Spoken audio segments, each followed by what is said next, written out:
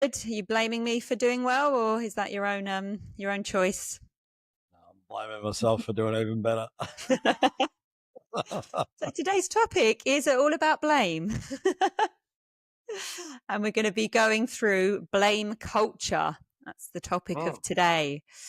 interesting. Something that obviously we see a lot of through our coaching experience, obviously our own experiences of it. Clients obviously bringing their own topics of who they might be blaming or what they might be being blamed for as they, work in their companies or organizations.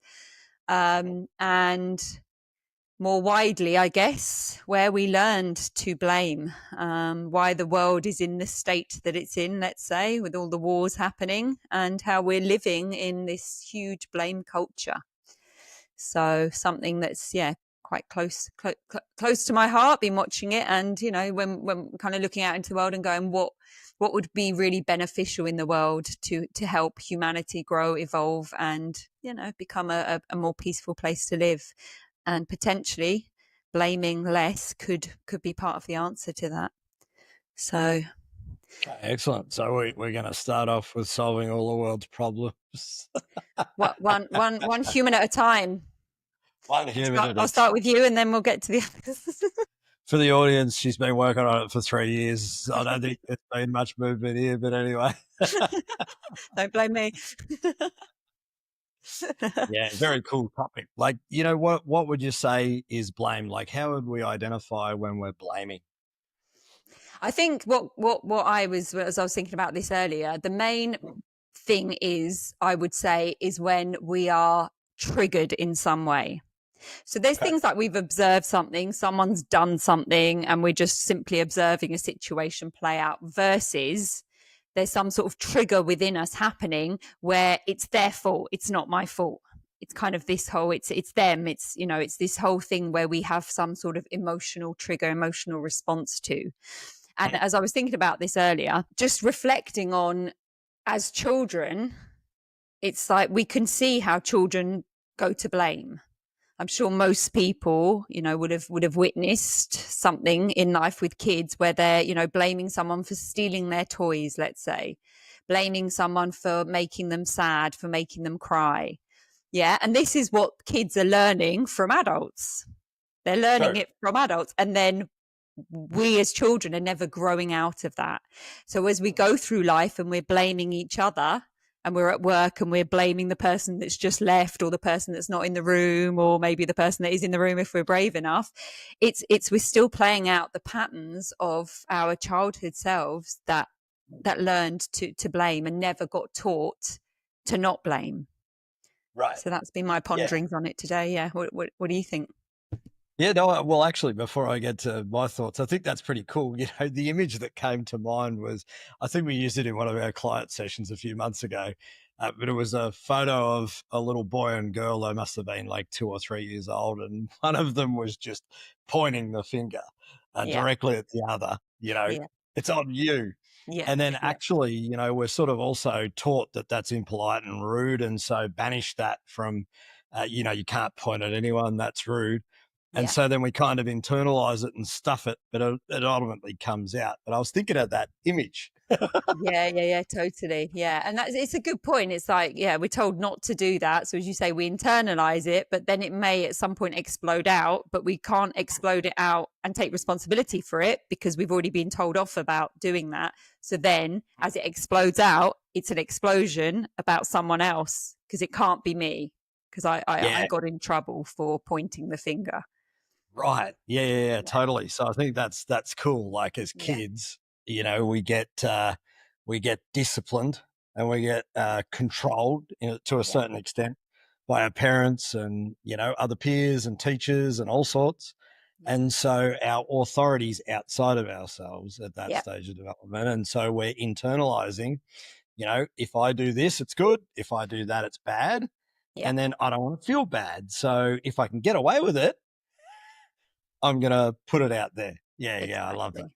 Yeah, and I Yeah. think it's really key for us to see that because this what we're talking about here ultimately is the only way that blame is going to be pulled back. I would say removed, but it is when we start to realize that we can take responsibility without judging ourselves and without being judged if this is rolled out effectively. And this is why there's a couple of companies that I've been talking to recently about the potential of doing more of this work within the company, and really sitting with it and going, this is really, this is big stuff, and how does this even get addressed within a corporate space? This is like, big work. It's like, where do we start with it? And someone saying to me, well, yeah, where do we start? And the only thing that I could say in that moment was to sit down with everyone and go through exactly what they see blame as, how they see blame playing out within their teams, within their organization, within themselves. So it really starts from an open conversation at a level with the individuals, rather than me just going in with, this is what we need to do. So it's really understanding for themselves, and for me to understand what's happening with them, in order for anything to be moved forward on, to create a blame-free culture, in theory. Right. So yeah, I don't think it's like one thing fits all. Yeah. Yeah. There's so many different nuances to this. I'd love to just pick up the thread of blame and responsibility and just, go there a little bit more. As you're talking, and more for me over the last year or two, I just actually think that responsibility is almost the only value that matters, particularly in a corporate environment. Because, in a corporate environment, we've got so many different people. The reality of it is they all have different value systems. And so, but what we can universally align on and agree to, that being responsible for yourself, which means not only taking yourself into consideration and operating at your best potential, but also considering everyone else and the environment that you're in, and et cetera, et cetera. That's the single biggest, I think, lever for organizational change. Yeah, And absolutely. so it's like, you're putting on the table today blame, which is low or no responsibility. And on the other side of it is full responsibility. And so it might be just worth just spending a little bit of time. People might, I'm going to say this, and people might find this harsh or grating or unkind, or, insert here any number of words. It'll be down to individuals' meaning making systems. But, ultimately, to a greater or lesser degree, we are responsible for our own lives, period. And, bad things happen to some people, good things happen to some people, good things and bad things happen to all people. But it's how we deal with it that matters. And so, I really do think that this blame and responsibility, the balance and integration of the two is so important. Yeah, for sure. And how do you see steps towards that then? Well, actually, going back to your corporate context for a moment, and then let's maybe bring it back to the individual.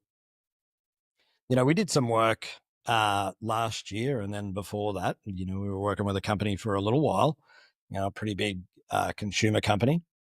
And we did a lot of this work, and, particularly towards, the back end of that engagement. And the frame that we were using was one around, well, what results are you getting right now? And what do you want to be different?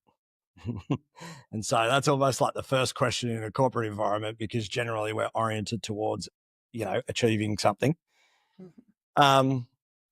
And so the group were writing down where they were and where they wanted to be. And then, of course, the natural question is, well, who's responsible for that? And of course, it can only be the people in the company. Can't be anyone else. Yeah. Like, we're in adult age, we're not in magical thinking where, the tooth fairy might come and save us. And so immediately there's a principle that's laid down, if we want something, it's our responsibility to orient and move in that direction. And it's no one else's. Mhm. And, we have the choice to blame other people, systems, external market forces, customers, etc., that's not going to help. No, but it is a protective mechanism, But isn't it's a it? So it's protective mechanism. helping in that moment. And it's like, it's kind of a bit like, well, we don't have choice until we see we have choice. Because otherwise, for a lot of people, blame is truly, their belief that it is someone Yeah. else's fault. And I think that's the thing. It's like, how do we bring that awareness to selves first to see that it's not them? And this can be, if we look at it in terms of feelings, this is a huge one, when we believe that someone is making us feel a certain way. And this is kind of and then the work blame stuff in theory is like an amplified, the next level of that. But this whole thing of believing that people can make us feel a certain way and people can make us do things is really the startings of this, is to see that we have got choice in how we feel, how we react, or how we respond to situations. But again, this is going back to the fact that no one ever taught us this. We were taught, this is our conditioning, part of the human conditioning, is that someone's doing something to me. And I think this is where this can get quite confronting and quite difficult, and that's why taking this sort of stuff into companies can be can be quite big work, because it's not a therapy session, but it kind of is. Yes, it is. Actually, we're not allowed to say that, I don't think, but it is. I mean, life itself is therapy, so let's not split hairs. Yeah. But yeah, you're right. And let's take it a little deeper on the personal side of things. Maybe before we do though, it's just, I really want to communicate the point that, wherever we're at in our role in a business or in a leadership group or as a business as a whole, that's our responsibility. It's no one else's. And it's really confronting for a lot of people to just actually take that on board. There are no mythical heroes or saviors that are going to change the game without, individuals actually taking responsibility. And so often what we'll hear a lot at the individual level in corporate teams is, I can't, followed by insert here, systems are broken, processes are broken, boss is a dictator. I'm going to get criticized if this goes wrong, and this kind of gave birth to all this psychological safety conversations, et cetera, et cetera. But not to digress into that for the moment. A lot of people, like you said, to protect themselves and maybe their image, their reputation, their paycheck, their survival, likability, right? It's a survival survival, need. Yeah. they'll blame others in Yeah. order to be like Teflon. And I was actually taught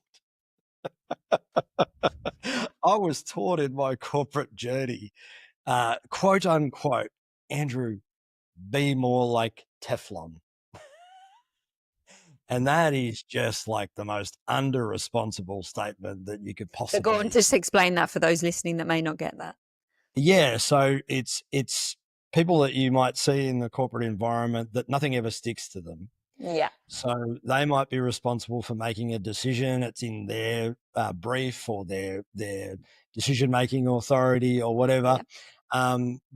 They may or may not take action. If they take action and it goes wrong, they never took the action. Like it's a denial of any ownership. Yeah. And Totally. that's what's meant by the be like Teflon. And I got to say, I became bloody good at it for a while. Yes. Yeah. And some people will be better than others at it, right? And that again will come down to partly the childhood programming as well of that, and our ability to be more defensive, to defend more than some others that are more people pleasing and might just take the responsibility, because that's Actually, I'm just, as we talk, like, I don't feel like, I was a strong blamer as a kid, okay. but I definitely Not weren't defensive though. You wouldn't say you defensive 100%, would. but I wouldn't blame Okay. for something that I felt empowered to do, if that makes Okay. sense. Yeah. Okay. Defensive, yeah, for sure. Yeah, I won't deny that one. Feedback was not welcome here. How long ago was that? With you, it's doing this. But I think I learned like the the corporate Teflon, Mm, archetype, I'll call it. I learned that in my 30s. yeah, And so, yeah, like for the most part, our patterns are laid down really early on, but you can learn them really late. I was no good at office politics until about early 30s. And okay. then I happened to work with a couple of people that were really, really good at it. And they both told me and taught me how to do it. And it was really good for survival in, what I Yeah, would say is very much a for sure. cutthroat, stab you in the back Yeah, kind of environment. But it's something that I've had to work on losing for the past 5 or 6 years because it's yeah. just dysfunction. Yeah, well, you chose to, right? You didn't have to. So, Like, yeah, yeah, yeah, yeah, yeah, yeah, yeah. And right. why would you say it was? Yeah, it was destructive, Oh, I'd walk into work and I'd just feel as I was going to get stabbed in the back. Um, right? all day, every day. And it actually just became the overriding concern in my psyche. It wasn't even how do we do better for clients? How do we grow the business? It's like, where am I going to get shafted today? Yeah, And yeah, yeah, so the defense mechanism would then basically figure out any angle possible to either shift responsibility or yeah. actually set someone else up for failure or cast blame in advance. Yeah.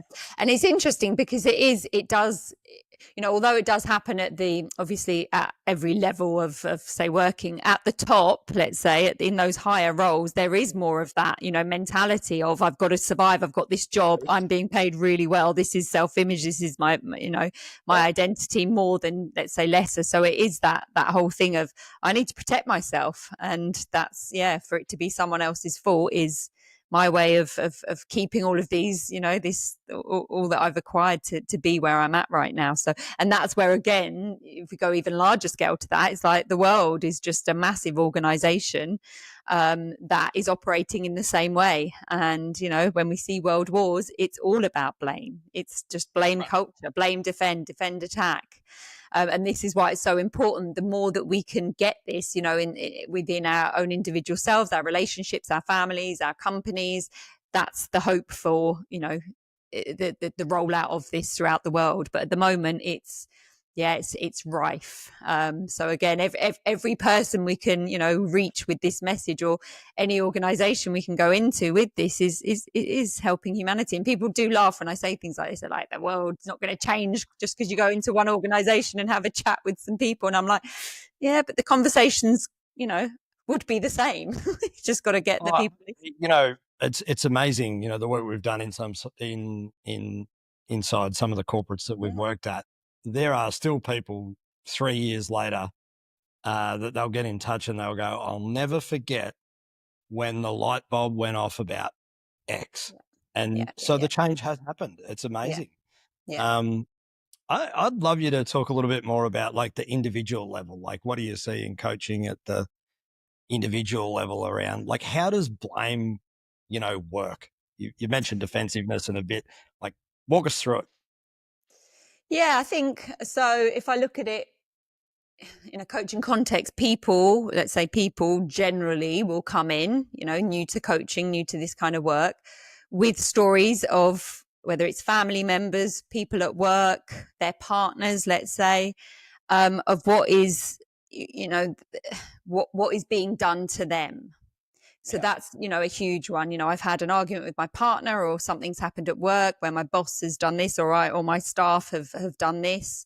And you can see for people, it's like, when the clients are there sitting there talking about it, there's a hurt there. They're hurt, they're triggered, and Mm. they are, it's not intentionally that they're being, assholes that are just blaming people. That's all that they've known up until this point, is that someone has done something to them, and their upset around it is looking for a reason to justify why they're so upset. And they weren't ever taught self-responsibility for most people coming into this work.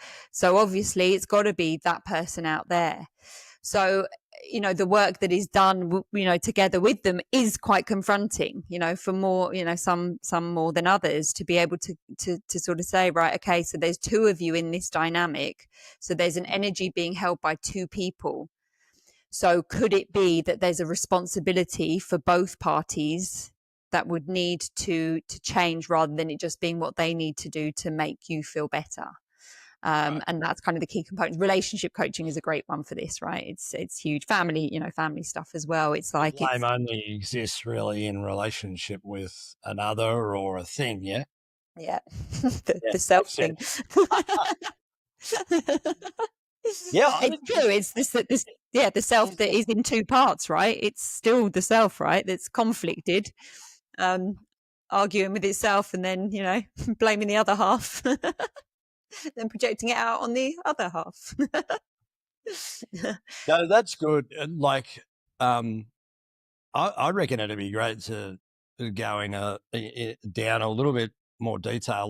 Let me have a crack and then add, Sure. anything I miss. It's like, but what you're pointing to, I'd love for people to just have a little experience of it for themselves.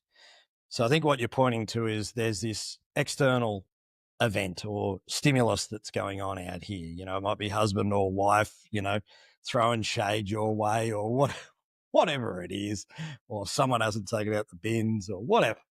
And, that stimulus is perceived and made meaning of by, the other, the self, let's say, the self, I should say. Yeah.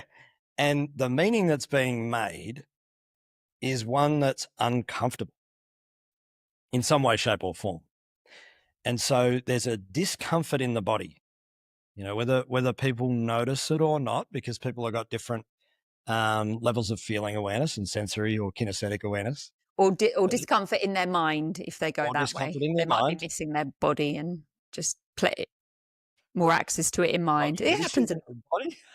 Yeah, for sure. Missing the arisings in their body for sure, and they can see it replaying in mind. So it's yeah, lots of disconnected bodies. Yeah, That's true. 100%. Mostly disconnected, I think, especially in the corporate world. And so there's some sort of discomfort at some level. And that discomfort, people don't want to hold on to it. yeah, And so in the process of not wanting to hold on to discomfort, there's really a couple of options. You can either shift it out there or you can do the work in here. Doing the work in here is self-responsibility. Shifting out there in a concept that's known as projection is far easier to do because you don't have to do the work. It's just easy to get rid of that discomfort and lump it onto someone else. And we've got this going on. We've got projection going on in society at a rate of knots. yeah. And I think the key part is the compassion for the survival part of it. We are all merely trying to survive as best we can, and that's like the only way that we know how until we get to see another way, which is obviously the beauty in this kind of work. And I think the key part of this is, again, it's to be able to, and this is why I say within organizations, to be able to have some sort of non-blame culture, some sort of protocol would be really useful, because otherwise, if you are going around taking responsibility for things, you could get fired, right? It's if you're now saying I fucked up on this, then it could be like, okay, you're gone. So it's really important that there is like a new set of language, let's say, within a company where we have moments where we can talk about giving permission to even, I was thinking earlier, even to say, it's like, even when you notice yourself in a blame process, so you're blaming someone for something, it's like it's recognized that that's happening in the moment, in theory, and then it's like a time out sort of thing. Let's explore this. What's going on? And this is what really came up for me earlier today as I was thinking about this, is if we're blaming, what's lacking in that moment is understanding. So I think the more that we can understand a situation, the less blame there will be. So whether we're blaming ourselves and not wanting to go there, so we're blaming someone else, there's a lack of understanding within ourselves about what may have gone on. Or we're blaming outside of ourselves and we're just going, oh yeah, it was that person who's, they've messed up and I had a deadline today and now they haven't delivered and it's their fault. Well, what we've probably not done is communicated with that other person, because usually communication, it can get quite nice and understanding, right? So it's usually the communication that is missing and not understood as to why that person wasn't able to pass the information that you thought was required by a certain time. So this all comes back, as usual, to sitting down and having a conversation, communicating and being face to face with someone, and really getting to the depths of the stuff. And sometimes that can be uncomfortable at first. But as we know, usually when we sit with people long enough, we usually get to a much nicer place because we've listened to each other, heard each other, understood. And now it's like, oh, I didn't realize that. Oh, I didn't realize that. And that's what can eliminate the part of, massive part of the blame. Yeah. I'm curious, like, so you've used the word understanding a couple of times. I reckon it might be helpful to share what you mean by that for the audience, because everyone will have a different understanding of what self-understanding is. Yeah. So in a moment, it might be that. So going back to probably what I said earlier, it's like, so in a moment, I'm in a bit of panic, something's gone wrong. And now I'm going to go straight to, it's their fault. And so what I'm missing within that is the self-understanding would be to, as the panic arises, to just take a moment and reflect on what's going on for me right now. So before the reaction of I'm going to blame out there, it's like, let me just take a moment. If there's something arising within the system, it's probably not new. It's probably something that has been felt and done many times before. And if we can understand what that is, then we may respond rather than go out to the reaction. So it's like, okay, so something's arisen. This hasn't been done. I'm panicking now. Let me just take a moment and reflect on what is it that's happening for me right now. Okay, I'm in a place where I'm worried that I'm going to lose my job. Yeah, I'm worried about my survival. I'm worried about how I'm going to pay my bills. Look like a fool or whatever. I look like a fool. Yeah. Yeah. Or I don't feel safe. I don't feel worthy, whatever that is. And then if we could sit there and process that a little bit more and just go into, okay, why is that? Why am I feeling the way I'm feeling? We may even be able to rationalize whatever has gone wrong and go, maybe it's not actually that bad. Maybe I'm running real worst case scenario right now. Maybe if I made a phone call, this could, be explained, understood by the other person, by myself, and this could be resolved a lot quicker. And that's, in short, it's obviously probably a much longer process in some cases, but in short, if we could sit and do that self-reflection, it may stop us from just, as we do, just going out reacting, and the blame is out there. So it's definitely, if we're having severe triggers in our system and we're looking outside for someone else to blame or something else to blame, we're not fully understanding a process that we've probably done many times before. And the story that we're running in that moment, if the bigger the trigger, the less it is about here and now. The bigger the trigger within our system, the more it's going to be based on something potentially that's happened in our past, that's now kind of being, replayed without us realizing, and we're thinking it's just about this. Sure thing. Yeah. And even if there's no trigger, I mean, the notion of blame and responsibility is still so incredibly useful because, if we're in a corporate environment and we're all about, alignment on a particular goal or an outcome or a purpose or a mission, then we're all collectively responsible for moving in that direction. And any blame is going to, put a chink in the sail of the sailboat, if you like. So even if there's no trigger involved. But we still want to understand if there's that blame coming up, it's still like, okay, what do we need to look at here as we're, because who might be being blamed? Like what would you see? Well, it mightn't even be a trigger though, but there might just be projections or blame going on to someone else without being triggered. See, I think it's whether we realize it or not, there'll be something processing in that. I mean, if we're projecting and we're being. Yeah. So, for example, Joe gets out of the car, at a probably a snail's pace, right? Yeah. And in the past, that used to really irritate me. I'd be Yeah. like, you know, God, I'm sitting there waiting to, you know, Yeah. lock the Mr. car Impatient, we and know that program. Yeah. There's the trigger. there's the trigger. Now I don't get triggered by it, Yeah. but I'll still observe it and I'll still make comment about it sometimes. That's not a blame. If you're doing it objectively and you're not triggered, then surely that's just, unless you really are and you're just pretending you're not. All right. No, I'll still say sometimes, well, we're going to be late because, you know, it took you 10 minutes to get in the car. I'll have a bit of a laugh. But there's the blame that's the under responsibility, because if you don't want to be late, you go without her. No, that's true. And I've thought about that in the past. Well, you should do it then and just leave the poor woman alone. Actually, just a funny side story. When we were in the UK, we were at Stansted Airport one morning, and me and my best friend Matt, you know, we were with Tennille, his wife, and Joe, my wife, and we were going to Finland. And we had this little cabin in the middle of absolutely nowhere in the middle of Finland. It was beautiful. But anyway, we were getting on the Ryanair flight. And the ladies decided that they wanted to go to WH Smith's. You know, it's a big news agent in the UK, and they wanted to get some magazines and snacks and whatever. And anyway, to go back to the WH Smith, they didn't realise that they were going to have to go back through security. So Matt and I went through security, and we were lined up to get on the the airplane at the gate. And everyone got on the airplane, and Joe and Tennille were nowhere to be seen. And we were calling them, and we couldn't get them on the phone. And then the stewardess came out, and she said, "Oh, you know, Matt, Andrew, you know, plane's leaving. And so what do you want to do?"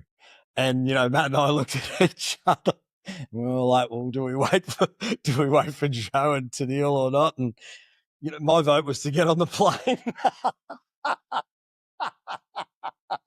And we were going to get on the plane, but fortunately they turned up with like a minute to go. But we actually had that decision to make. And anyway, Yeah.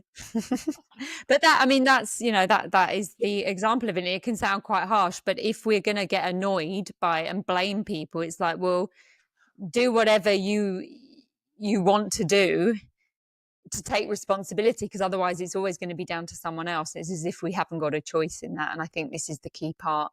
And I think, yeah, I guess in roundup to all of this, it's like, when we look at this, it's like, how do we implement something like this if that's what people want to do within their organizations? And it really is a case of, you know, sitting down with whoever, you know, is involved, you know, as many of the staff as possible, to really work out how the blame culture is within that, you know, within that organization. And from there, it's like mapping for each individual company exactly what would need to be done, what sort of language they would want to adopt. You know, that there's something, you know, very that's something before you go on. Maybe, yeah, you know, yeah. I always like to go with the approach of first cultivate responsibility, Mm-hmm.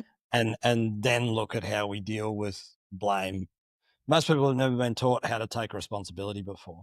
Mm-hmm. And at least with the responsibility in a corporate environment, you can link it to some sort of tangible actions, progress, outcomes. And that's what Mm-hmm. most corporates want still. Yeah, yeah, yeah. And that's okay. No judgment with that.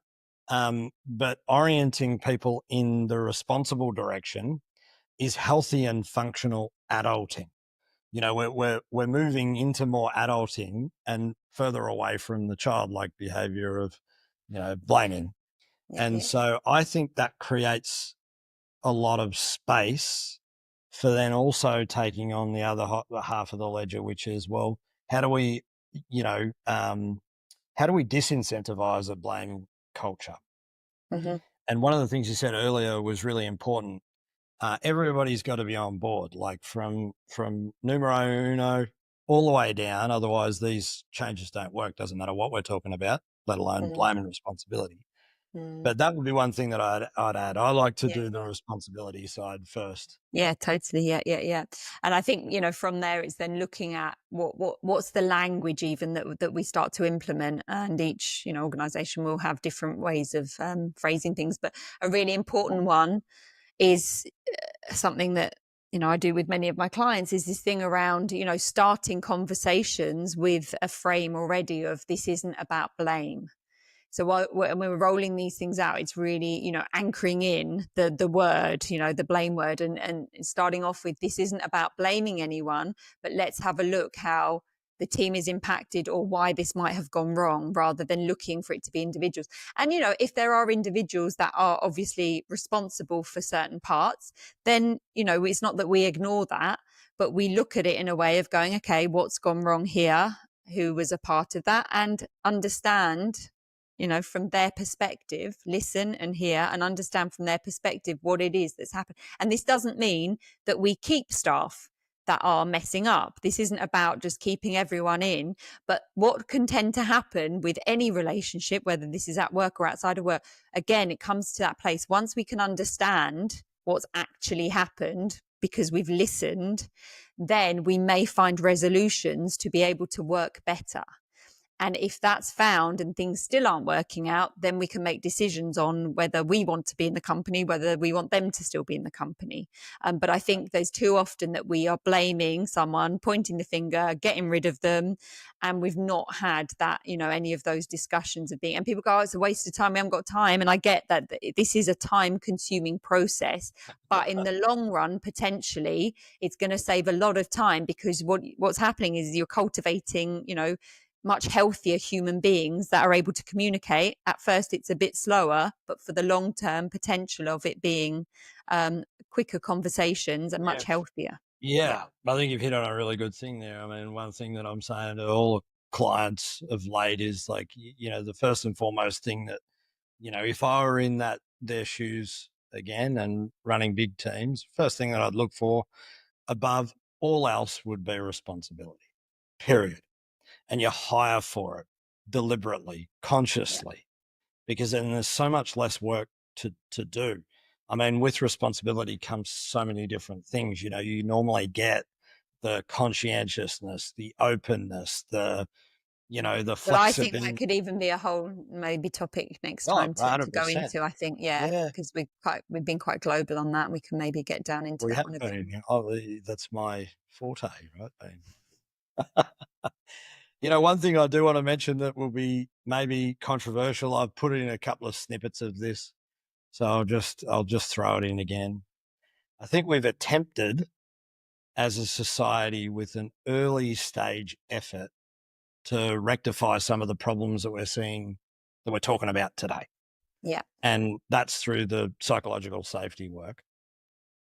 And I just feel, this is a personal opinion, I don't want this to be, associated with Anita. You can claim your Well, own I know ground you've on this. heard it somewhere, so I wouldn't. It's a personal opinion that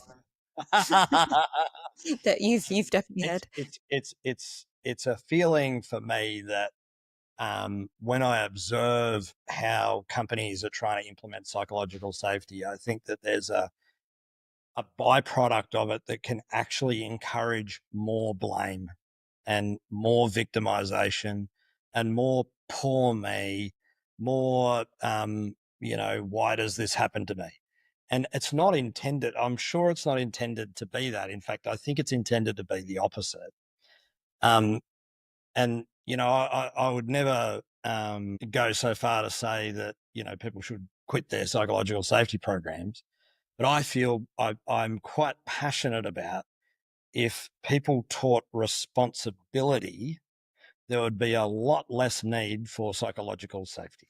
Yeah, and it's a stage process, right? So some Yeah, companies will need to go through the psychological safety piece, and sure thing. then, if they then realize that it's not working, then they will, move through to that. But again, it's stages, and that we transcend and include the stages before we realize the limitations of it and move through. But for some people, I'm sure there'll be companies out there that actually say it's working really well for them. So it's Oh yeah, perspectives, I'm and sure. Yeah. yeah. And And if for they those tried that are on, ready, and if they yeah, tried on responsibility, it might work even better. it might do. But again, it's being at a developmental stage where we are ready to take self-responsibility, and not everyone is. The stuff we're talking about here can be quite high level, and it's not for everyone. So there will be organizations, there'll be companies out there that aren't operating at, the stage that's ready for that. And that's Sure where thing. we're at. Well, I Yeah. mean, I think we're probably about to wrap up, but one thing that just comes to me at the end of this discussion, which has been great. Thank you for suggesting the topic. Um, is that it's no good to walk through life blaming yourself and other people. That's the bottom line on this stuff. I mean, I think everyone, regardless of their stage of development, would be able to identify the energy associated with blaming self or other people. It's just not a great way to live. And Yeah. so, if at the very least, you can take away for yourself, can I blame myself and others a little less and be a little kinder and be a little more responsible and accept my reality the way it is, and where I want to change it, just strive to change it. And, Yeah. I think, like, to your point about wars and AI and da da da da da, yeah, if we can all move a little bit in that direction, we'd be much, much, much healthier.